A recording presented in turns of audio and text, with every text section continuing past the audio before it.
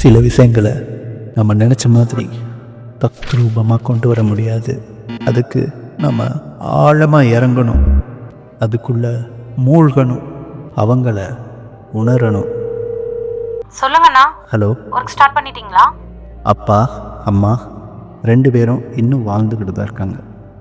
என்கிட்ட அவங்கள பற்றி கொஞ்சம் சொல்கிறீங்களா?